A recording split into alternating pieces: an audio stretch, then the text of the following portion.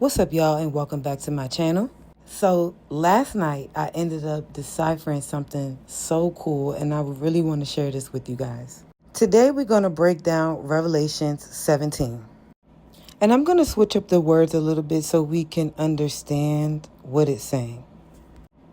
And there came one of the seven angels, aka messenger, a person, which had the seven vials, and talked with me, saying unto me, Come here, I will show unto you the judgment of the great whore that sitteth upon many waters, aka nations, with whom the presidents of the earth have committed fornication, and the inhabitants of the earth have been drunk with the wine of her fornication.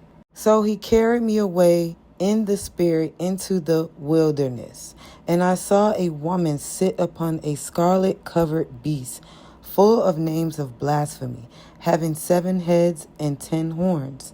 And the woman was arrayed in purple and scarlet color, and decked with gold and precious stones and pearls, having a gold cup in her hand, full of abominations and filthiness of her fornication.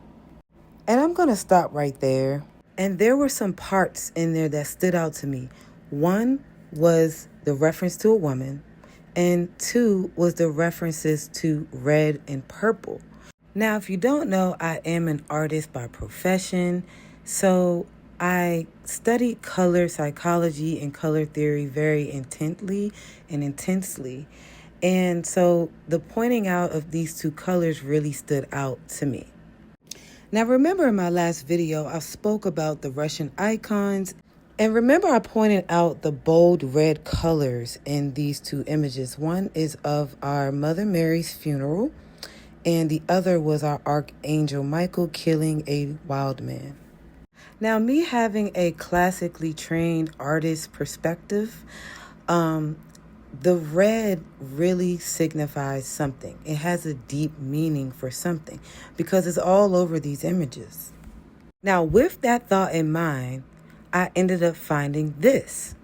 After extensive archaeological investigations, the Royal Astronomer of Scotland concluded that the evidence was irrefutable that the Great Pyramid of Giza had been built by Shem.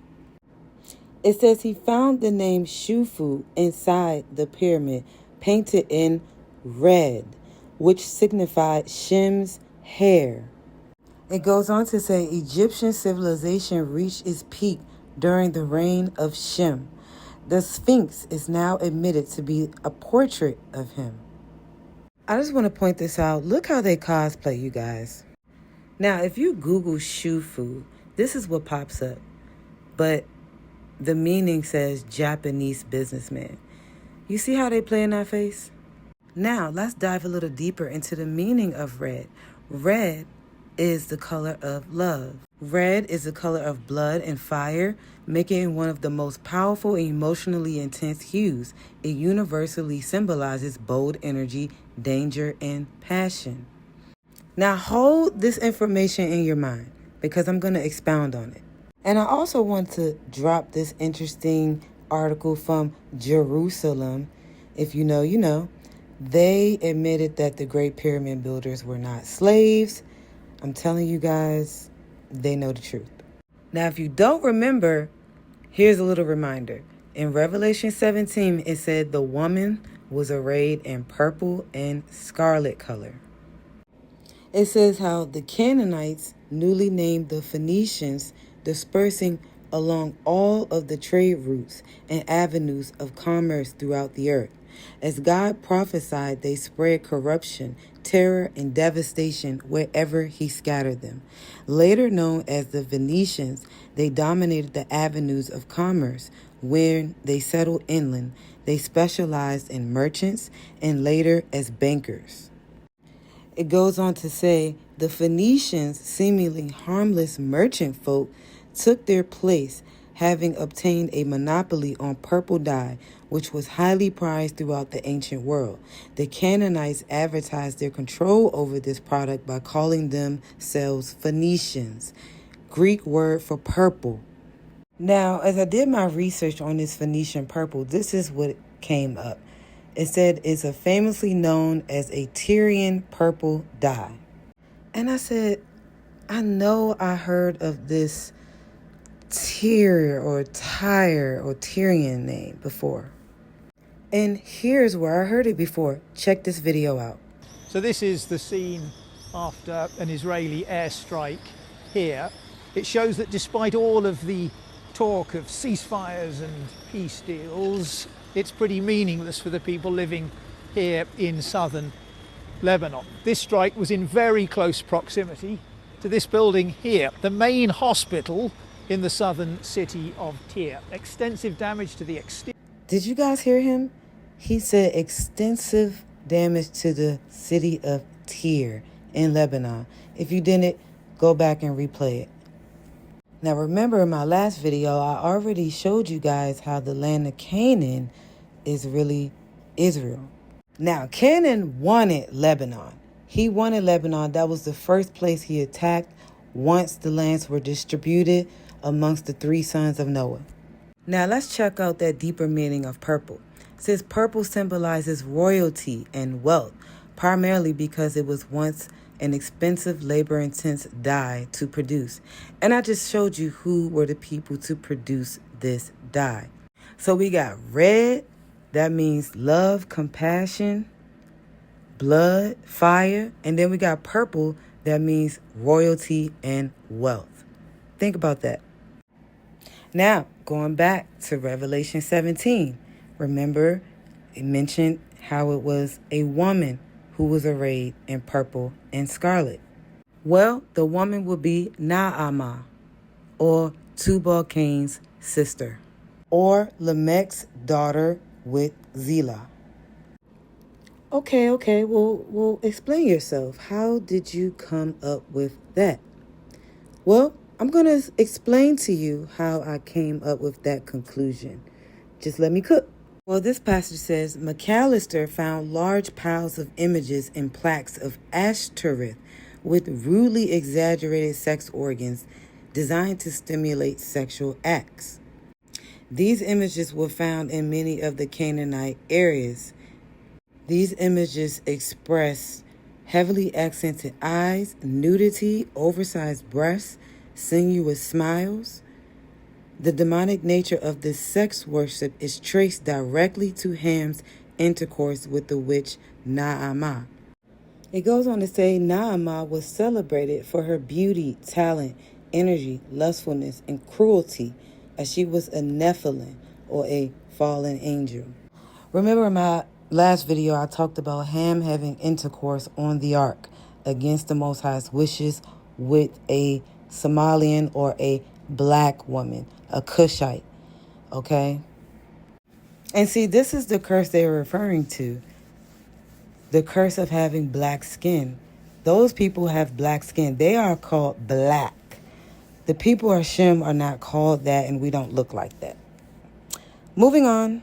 Now, as you can see, the influence of the fallen angel Lilith, aka Naamah, was in that woman that Ham had intercourse with, which produced Cush, the black-skinned people, and Canaan, the ones that are against Shem today. Do you guys see how that spirit followed on through each generation, through your child, based upon who you're sleeping with? And this negative spirit was in Cain. Hence, he produced his line, Lamech, who produced Tubal-Cain, who produced Naamah. Do you guys now see why I say Cain and Canaan? These are two different people, okay? Cain was first. That's Adam and Eve's first child. And then Canaan came with Ham, okay? That's after Cain was already born. But that spirit followed through Ham's line. Now, if you also don't know, I dropped a video detailing about Nimrod and how he was the very first evil ruler of the world. And his right-hand man was Naamah. Naamah taught Nimrod cannibalism. She was like a scribe to him. She advised him on all of the evil things and wicked things to do upon the earth. So having that knowledge, I ended up looking up Nimrod and Naamah together. And I ended up finding this book right here. Now, see, I told you guys, I went down the rabbit hole. But I haven't read this book yet. I just found it. So I just found that interesting because I told you that Nimrod and Naamah was like Ace Boone Coons. You see, a lot of people don't understand that the females of today, this modern thinking, the modern woman, that's nothing but Naamah, okay? Lilith, all right? Get the bag, the 304 culture. That is nothing but Naamah spirit on that girl.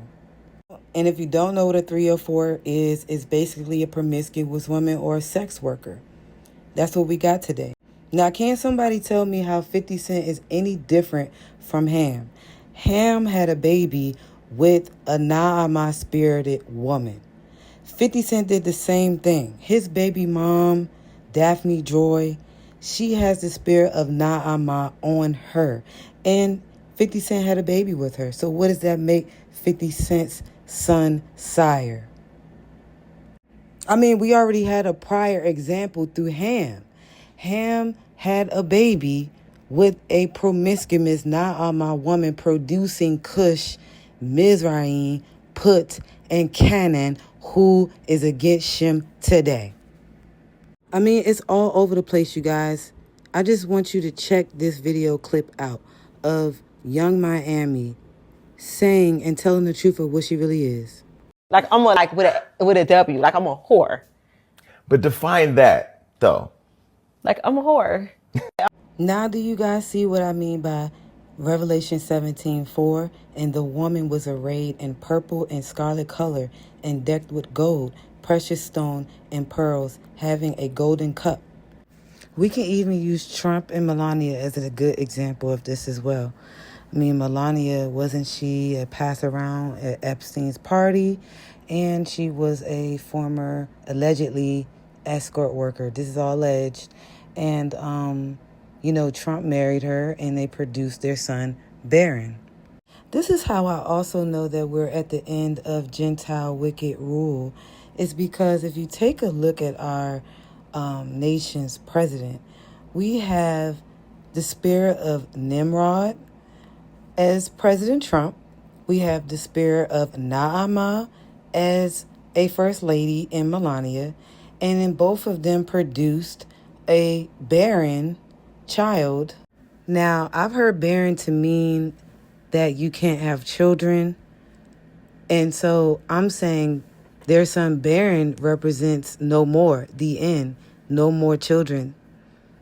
This is the people that represent this place. Can't you guys see it? We have the spirit of Nimrod as President Trump, the spirit of Naamah as Melania, and they have produced their inhabitants with their mentalities. Anyway, that's all I got for you guys today. If you guys enjoyed this breakdown, please put your comments in the comment section. I can't wait to read them. Don't forget to like, subscribe, and share if you like these videos for me to continue. And I will catch you all in the next video. Holla.